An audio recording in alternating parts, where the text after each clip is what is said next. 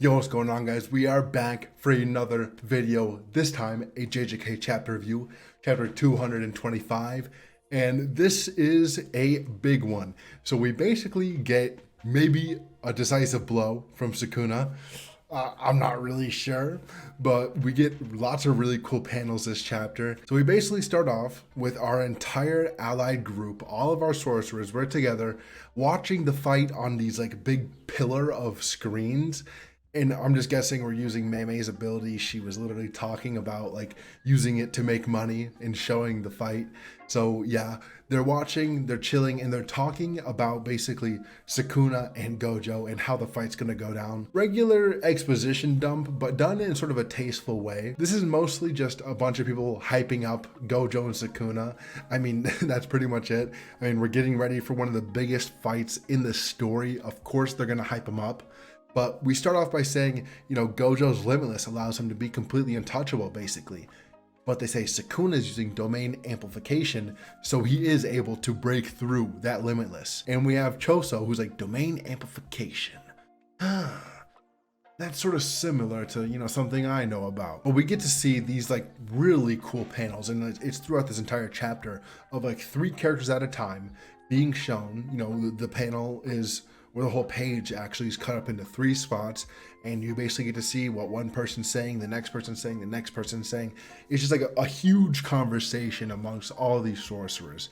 But Yuta starts off by saying, I saw something similar in Mekamaru's footage of one of those special great cursed spirits doing the same thing against Gojo. So I'm just guessing this is Mahito, because, you know, Mahito threw hands with Gojo a little bit. I'm pretty sure he was getting through. If not, it was one of the other cursed spirits. But we go to Hakari, and he's like, you know, it does seem like Gojo's like a cursed technique is sort of weakening or being neutralized. You know, how can that really happen? And we have Kusakabe talking about like domain amplification is just a more refined version of simple domain. And we saw Yuki use simple domain. We've seen a lot of people use simple domains, like the new shadow style, stuff like that. That's simple domains. The new shadow style is like, I think, even less refined versions of simple domains, where it goes like the new shadow for like anybody can use it, even Kusakabe, I'm pretty sure, because he says he can't use the domain amplification, but I think he could probably use a simple domain, and he can use the new shadow style. So I'm pretty sure it's like, you know, new shadow and simple domain are sort of like together in one, if they aren't like, you know, steps to reaching a domain amplification. But somebody asked, you know, Kusakabe-san, can you do that? And he's like, hell no, bro. I ain't that big, bro. I ain't that good, bro. And then we have Higuruma, who, I love this panel. He's just sitting there like, I sort of get the gist of that. So, I mean, this is all but assured that later on in these fights that we're going to have, because I hope we have a bunch of different fights going on, that he's going to be using, you know, maybe a simple domain or a domain amplification, because, you know, that'd be really cool. It'd also be really cool to see his like reversal, because, you know, his domain is like judging people. I wonder how his technique reversal would be or stuff like that. But we have Angel talking about, you know, the main drawback of simple domain is that you can't use your innate technique simultaneously. And even Sukuna is no exception. So like he's at least bound by some sense, like some sense of just like sensibility. Like he isn't like so otherworldly and just crazily powerful that he can just bypass this stuff. So one thing that's sort of big to be noticed in this part is she says innate technique. And innate technique, that means the technique that is like being passed down to you, or the technique that you were sort of born with. And she says you can't use domain amplification while using your innate technique. So does this mean Sukuna can use his other techniques during his amplification? I'm not really sure, because I mean, it sort of is implied that yes, he could probably use the 10 shadows while having his domain amplified. But it also, you know, who knows, because, you know, maybe he just doesn't want to pull out that or use that much curse energy at once. But we have, I think, Angel saying this again. So in other words, if Sukuna has some way of battling or negating Limitless other than using amplification or domain amplification, Gojo's gonna lose, man. Like he's gonna get messed up. But then we get to see my girl Miwa. It's been a while. I'm happy we finally get to see her again, but she's actually saying something. I'm happy she gets a little bit of shine in this chapter. But she's like, if that's the case, why doesn't, Sukuna just use his domain? Immediately after using your domain, techniques become unstable. Wouldn't that, be easier than just challenging Gojo in like a hand-to-hand fight right now? But then Kurara says, and I'm pretty sure Kurara is a guy, not a girl, but I'm not really completely sure. But they say, it's easy to say that, but like depending on the outcome of the battle, like the fight would be over in a second. Like, it's a domain battle. It would be over so quickly. And then she's like, isn't that a good thing? And they're like, yeah, well, that's true, but like, why doesn't he do it then? And then I don't know who's saying this. I think it's Kirara or somebody, but they're saying, doesn't the domain sure hit effect like negate Gojo's like technique in the first place? Yuji, he says, Gojo told me that himself while we were in a curse's domain. So yeah, maybe this is from the Gojo Jogo stuff. So we cut to Ui Ui and he's like, could it be Sukuna's scared to fight Gojo in a domain battle? And I like that idea, man. I like your ideas. But we already know this, and Shoko knows this. She says, if that were the case, Gojo would have already done it. With his 6 eyes and his shitty attitude, he definitely would have already used his domain and destroyed him if he already knew like Sukuna was weaker than him. Which it isn't the case clearly because they're just tossing hands right now. But Choso comes in to say, he's like, yo, what if their domains won't actually clash? Or what if they don't actually clash? Also, if you guys are liking the video and the JJK content, please like and subscribe. I'd really appreciate it. Actually, don't even like, just subscribe. Back to the video. Based on what Maki and Yuji said, like it seems like Sukuna doesn't have a barrier on his technique. Like, and I love how he just says this so like casually, and everybody's like, "What? Huh? That's like unthinkable to have a no barrier on your domain. Like, how? This is sort of like unfathomable for like a modern sorcerer or a sorcerer of any age. Because even Kashimo, he's like, I can't believe that, but." I think it's just because, we just see a metaphor later of like why usually this is impossible, but they are all just completely and utterly shocked because this is a thing that, you have to be insanely powerful to probably do. And everybody, Kashimo, Hakari, even Yuta, he's like, this is like crazy stuff. And then Mibo, she's like, is it supposed to be that crazy? And I love how she's sort of oblivious during this entire thing. She's obviously our straight man. She's like us in this situation. So, she is getting everything explained to her. So everything gets explained to us, stuff like that. So Kusakabe, he's like, okay, I'll explain. Yo, Miwa, grab me the water or throw me the water. And Miwa says, okay, and throws him the water bottle. But he says, I only want the water, not the bottle. So tosses it back to her.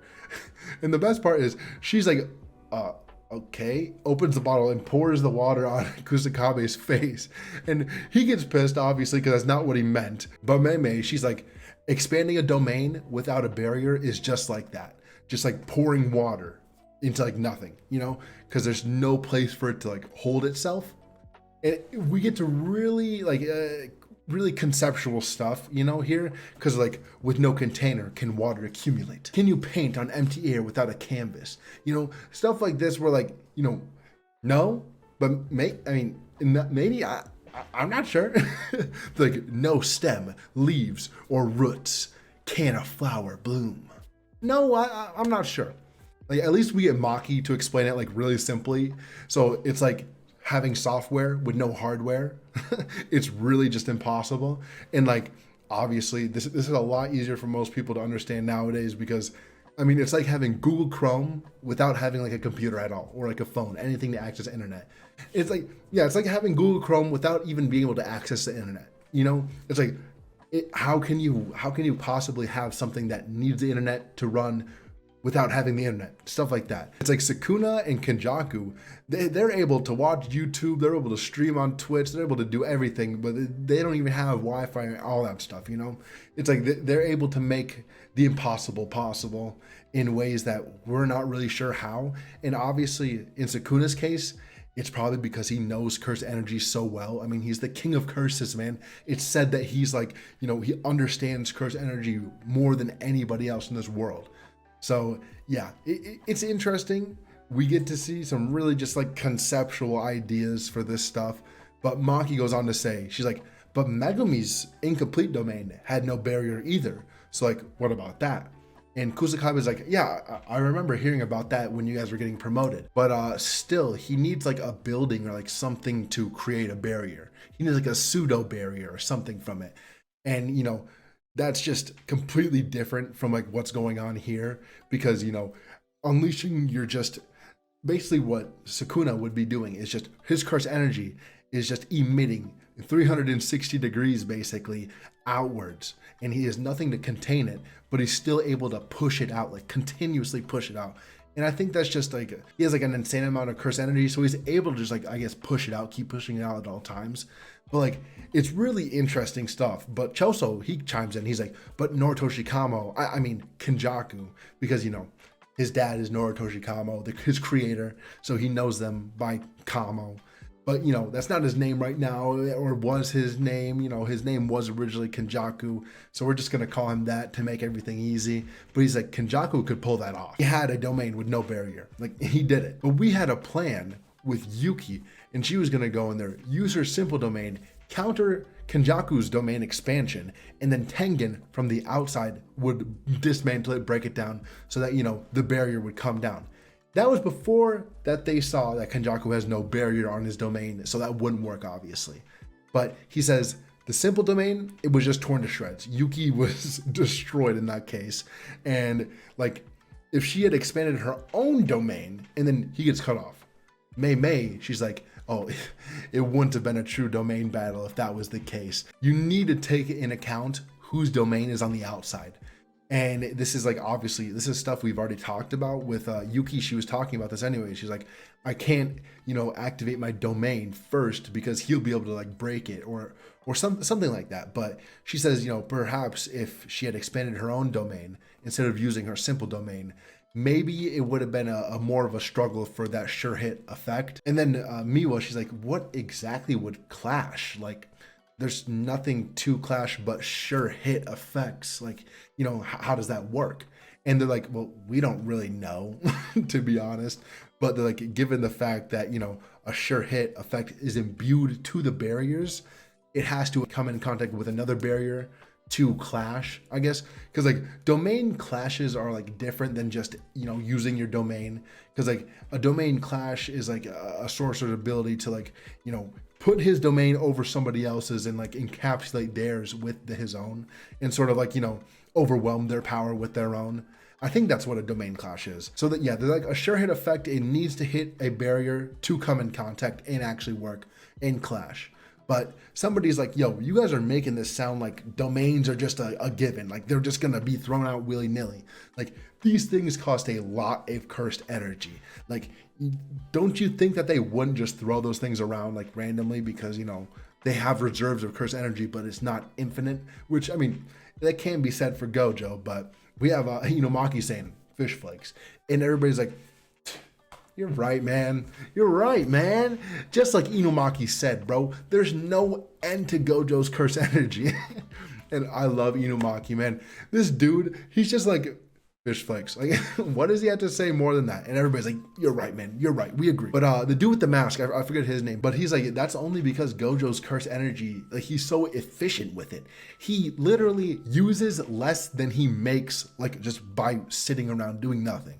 Because, you know, you regenerate cursed energy over time. Obviously, you generate it, and he just uses less than he regenerates. I mean, that's pretty interesting because, like, where does this excess curse energy go? Does he just like store it somewhere? Or, you know, I don't know. I would like to see that sort of come into play because, you know, it's just a small statement, but it has some pretty big repercussions because if he makes more energy than he can store, you know, where does that energy go? Is it even possible? Like, can you make energy that you're not even going to be using? Will it just like evaporate and go away? Or like, does it just not get used? I'm not really sure. But he continues to talk about, like, you know, that's working under the assumption that Gojo is like normal, under normal circumstances, just chilling, you know, taking out random like curses and stuff, not going all out. When he's going all out, I'm gonna guess it's gonna get a lot more dicey around the curse energy situation. But they're like, and Sukuna? Like somebody's like asking about Sukuna. And Kashimo, he's like, that dude's a fucking freak, man. His technique is so sharp, man. He can go from domain amplification to his innate technique on like a flip of a dime. Like, this man is so efficient at his curse energy use too. So, you know, we're just hyping them both up back and forth, back and forth. Gojo can do something, Sukuna can do something crazier. Gojo can do something even crazier, Sukuna can do something even crazier. You know, it just keeps going forward. And we keep getting these 3-man panels, which are just like awesome. I mean, I like it. It's a really easy way to like show how the conversation's just flowing. You know, one person's asking a question, the next person just bringing something else up, next person bringing something else up. Like, you know, this won't work because of that. You know, they're like genuinely like brainstorming like this fight and how it can actually go forward. But after Yuta hypes Sukuna up again, because he's like, you know, what's even more crazy is like, from just what I can tell off intuition, Sukuna's got probably, you know, double my cursed energy reserves, like probably more, you know, who knows. And of course, like Yuta, the character that we know has the most cursed energy out of anybody, like he's saying, oh yeah, he has double mine, like reserves, easy. Gojo already said, like, you have an insane amount of curse energy, kid. Like, you have way more than me. So that means, you know, Sukuna has even more insane amount, more curse energy than Gojo does. But, you know, Gojo just uses so little at a time, it doesn't really matter. And I feel like they would probably be equal in curse energy consumption at the end of the day. Like, Sukuna would obviously use more, but that's because he has more to use, and Gojo would use less because, you know, he's able to budget it super easily. But we have Momo to come in, and she's just gonna lay it down. You know, the most sensible opinion, and what I think is true, is like, maybe they're not using their domains because they don't know what's gonna happen next. Like, those two domains clashing is like something just different. The two strongest people in the world. But then Higuruma's was like, hey guys, here it comes. And we get a double page of Gojo doing his like finger thing where he's like doing his infinite void. And we have Sukuna doing his hand thing. I think it's like something like that. I don't know. He's doing it, and they're like domain expansion. And oh my gosh, we get to see this black orb that looks a little bit like an eyeball, but this is just the infinite void barrier. And next we get to see something insane. Okay, we see Sukuna standing on top of his malevolent shrine, while Gojo is standing across from him inside all of it, the infinite void. And it just makes for an insane, like, the color contrast between these two, like when we get to the anime or a nice color page, would just, oh my god, like the blue from the infinite void, the blue and purple with the red and the deep red with the malevolent shrine, like, oh my gosh, that'd be awesome. We get that big double page, and we get to see like Sukuna, he's like sitting there laughing with his hand sign, and we see Gojo, and they both look like they're really getting into this. But the narrator comes on. We know it's the regular box outline, nothing, you know, special for a text box. And they say evenly matched. Remember, evenly matched. They form a pair within Gojo's barriers. The two sure hit guarantees overlap and negate each other. So, I mean, the sure hit effects that they both have are negating each other, so they're not in effect right now. And the narrator keeps saying, a battle with both sides expanding their domains. Should either one get mortally wounded and let his domain up, he will get hit with the sure hit, like no matter what, and they will die probably. So, I mean, we're setting up the stakes right now. Who's gonna let up their domain first? I don't know. But we get a black box, black panel, and it says evenly matched. And we cut to the rest of the sorcerers, mostly just Kusakabe and Miwa, who's clueless, and Mei. And they're like, yo, see, it can't be. Like, are they being for real? Like, this is the strongest sorcerer of all time and the king of curses. I mean, the king of curses could also be called the strongest sorcerer of all time. But either way, the two strongest beings in the history of this world clashing their domains. So like, this is something unprecedented in the Jujutsu Kaisen world. And they're like, what? But I think their reactions are for what's happening on the outside. So the black box or black panel comes back again. Within the barrier, they are evenly matched. Only within the barrier. And we see a panel, the stuff around Gojo's barrier, like the plants and all the ground, it's getting dismantled. It's getting cut up into pieces. Then the narrator comes on again. The effective range of Sukuna's domain has gone past Gojo's barrier. And we see another black panel. And it says, the barrier of a domain is... And then Yuji finishes, weak against attacks from the outside, and we see Gojo's barrier cracking. and it just breaks apart. We see it's like in shards just breaking away. And oh my God, bro. Sukuna's got this like just shit-eating grin on his face. It's a disgusting smile he has. Like he knows all the shit Gojo was talking about was like for nothing, man. And Gojo, he's like, it looks like he's surprised because we get to see his neck gets cut. Whether he's fully decapitated, just cut on the outside or whatever, he's still getting cut and it went through his limitless. So yeah, so Sukuna sure hit Gojo and probably cut him, probably killed him. I mean, I'm not really sure, but the first thought I had was, oh, reverse curse technique. I mean, your curse energy starts in your head, and as long as you have your head, you can use cursed energy. So, well, I mean, also your stomach, because, you know, it flows, you have to flow it through your stomach to like sort of use it in some way, but it starts in your head, and all Gojo needs probably is his head, and he sees the world in like milliseconds, if not even slower. So I'm gonna guess if he didn't see the attack coming, which, I mean, Maharaga could see it, so I'm not sure how the 6 eyes wouldn't, but maybe it's just too fast. It was a sure hit, so, you know, it's gotta hit. But if he couldn't react to the blow, I feel like he can react like right away to his head getting cut off, and at least, you know, enact reverse curse technique to try to heal himself. And even if it doesn't work, you know, at least he tried. He's fast enough to try. But, you know, I feel like he can, because this fight cannot end right now, man. We still need like 4, 5, 6 more chapters of just raw fighting, hand to hand, going back and forth. We need to see some blue, some reds, some purples, some more cleaves and dismantles, and I need to see Maharaga versus Gojo. So we have a lot of stuff to go through still, because, I mean, everybody was talking about how he needs Maharaga to defeat Gojo. The only way he'll defeat Gojo is Maharaga adapting to Limitless. Bro, Sukuna just had a battle of domains with him and won off rip. Like, I mean, it can just be because he has no barrier, and it affects Gojo's barrier from the outside because, you know, some bullshit with domains. But from what we just saw right here, Sukuna just overpowered Gojo. I do think Gojo still comes back though, and will give Sukuna a decisive blow, maybe a mortally wounding blow, something like that. But I cannot see this fight ending right here. Like, if we did end right here, who's gonna fight Kenjaku, Urame, all them? Because just to be honest, all those people in that room, I don't think they'd be enough for Sukuna. Like, maybe a few of them breaking off to fight Urame and Kenjaku, but like all of them together versus Sukuna, I don't see a chance. So it's like either Gojo's dead right here, and Sukuna just goes on a massacre, kills all of our main characters, ends the story. Could be a very interesting way to end a manga. You know, you don't really see many that end on the villains winning in the end. But yeah, this chapter was just chef's kiss, man. Chef's kiss. Beautiful, beautiful. I'll be reviewing more JJK in the future. This video was already very long, I think, at least. But yeah, I'll be doing more JJK reviews. I really love the story, and we are getting into the final battle where everything is going down.